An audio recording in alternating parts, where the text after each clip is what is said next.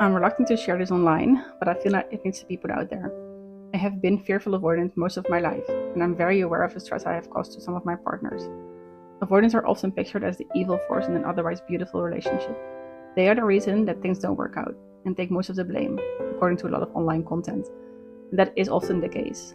Avoidants are very hard partners to be with. I have been avoidant and I have dated avoidance, and the push-pull is exhausting. The truth is, avoidants crave love as much as anyone else. They are just terrified of it. But when somebody with an avoidant attachment style partners up with a person who is not right for them, their avoidance gets even worse. I can personally attest to this, because it happened to me as well. I always knew there was somebody out there who would not feel like I was being tricked into a partnership. And there was. I met him 6 years ago, after a 3-year relationship where I had been extremely avoidant. We develop our attachment styles mostly in childhood, where our parents or caretakers should be the example of unconditional love. But when love gets conditional, the child learns to behave a certain way to receive that love. For avoidant people, this means they created a defense mechanism to protect their heart. They learned that love is not safe, that they can only rely on themselves. So when a partner shows up in their adult life, they still feel the need to protect themselves for love. It's their inner shadow saying, love will be painful, don't let yourself get hurt. It's a long and hard journey to understand those patterns in yourself, but the right partner will make you face all your fears.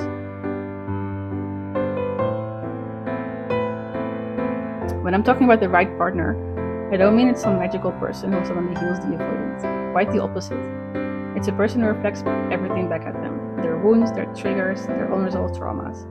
And because they are the right partner, this time they can't look away. They will be forced to look in the mirror, because that partner came into their path to teach them something. There's a soul connection between both people, one that elevates both souls. These relationships can be incredibly challenging. They have nothing to do with romantic fairy tales and everything with finally facing your shit.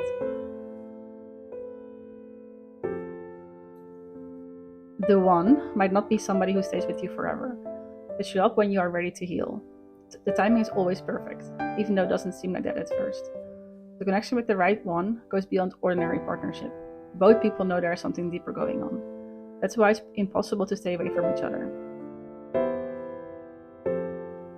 Let me get one thing clear. The avoidant doesn't change because you keep loving them. They change because they realize they are the problem. When an avoidant meets the right partner and they lose that person, which will most likely happen, they start going inward. They begin to face their issues and understand why they are so afraid of love. With the right partner, they have felt that love and they know it's real. Losing that is no option anymore. They get self-aware and start their inner journey.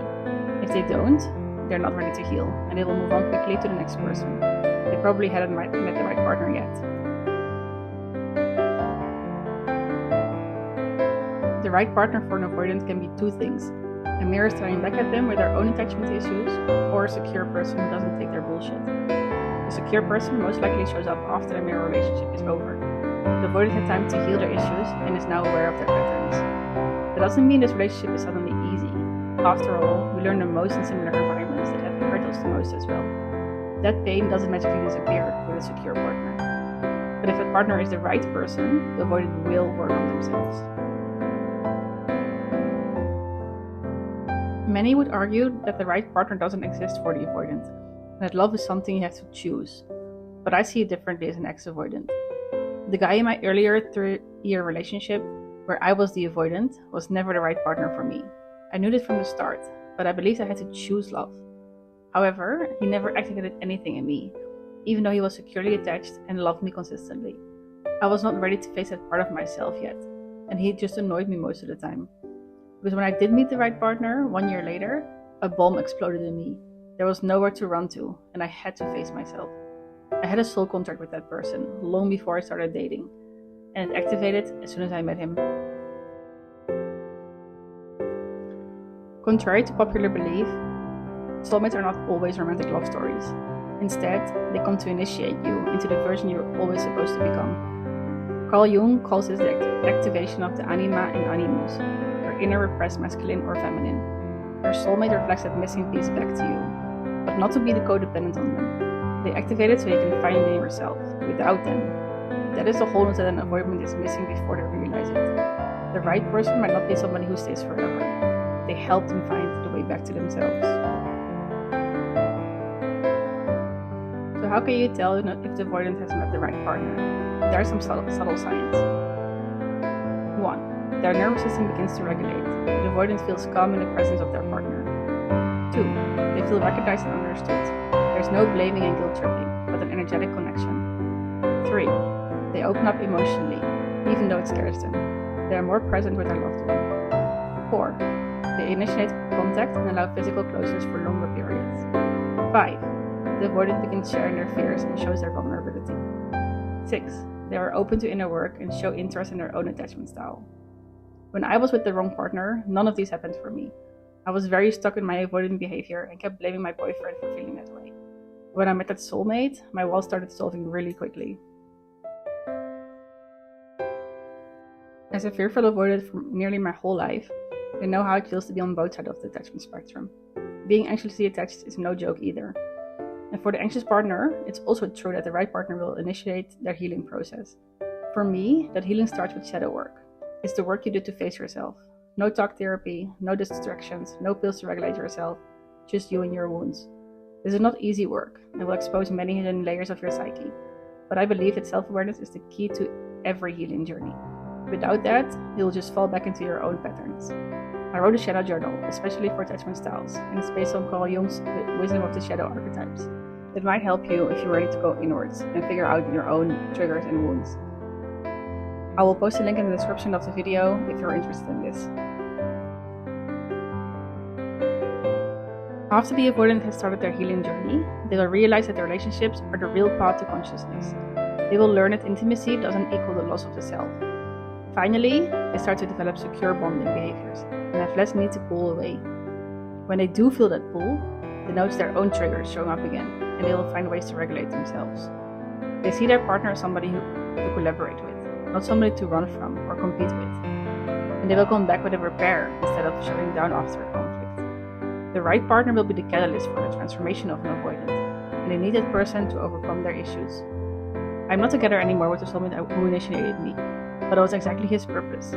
I don't believe we have only one soulmate, but when you meet one, you will know it. And the next one will also show up at the right time.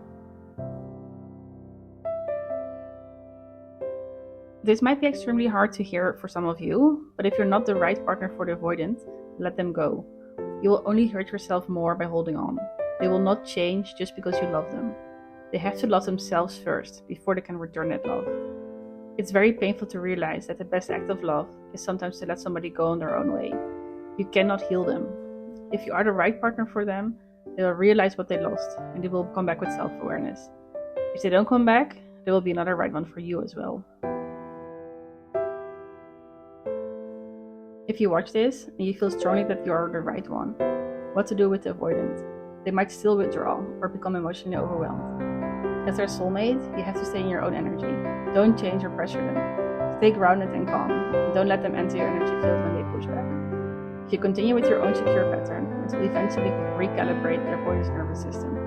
Don't let their pushing away knock you off your feet, and have your own life besides them. You can only be an example and inspiration for them, not their healer. Don't be afraid to be firm with your boundaries. An avoidant has to learn that their behavior is not okay. It took me 5 years from the moment I realized I was avoidant to become secure. These years were extremely hard. I entered the darkness of the soul and learned all about my childhood wounds. This journey is not easy, and many avoidants will go back to their usual behavior, which is where they feel safe. But I'm so grateful I kept going and faced myself. When I do attachment tests now, the result is secure, and it feels so good. I trust myself, I trust others, and I trust love. And in the end, that's all that matters.